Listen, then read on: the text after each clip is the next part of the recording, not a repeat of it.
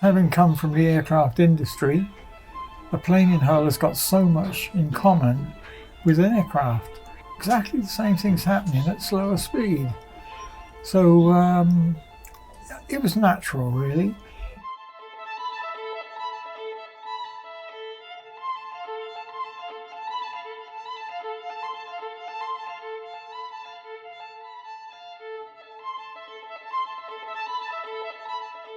It's taken a long time, but over the years I started to learn that whereas everybody else is trying to clear the wash from the boats as quickly as they can, the answer lies in making use of the water. Being interested in the aircraft business, I knew all about the American Valkyrie bomber. A normal aircraft will spill air from its wings. It will sort of slide along the swept leading edges, which everybody has, and off the wingtips. They stop this by drooping the wingtips downwards vertically, and what that does is, as the air can't escape, it builds up, so you've got compressed air under the wing. Now, this got me thinking.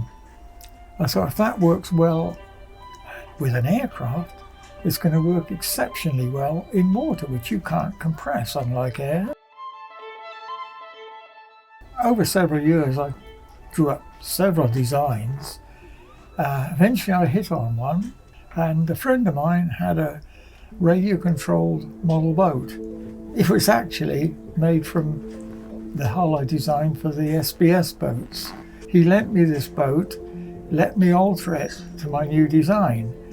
We took a series of pictures on a lake, a known number of things which we could repeat with a modified hull, and the difference was quite startling. I knew we were compressing the water, or you can't compress it, but you're building up a quantity of water which in effect lifts the boat upwards because it can't escape, because it can't compress. You are getting extremely solid water to the propeller. Unlike all the other people who are trying to force air under the boat, this can be a problem. So many boats cavitate. No matter how much power you put on, this never did that.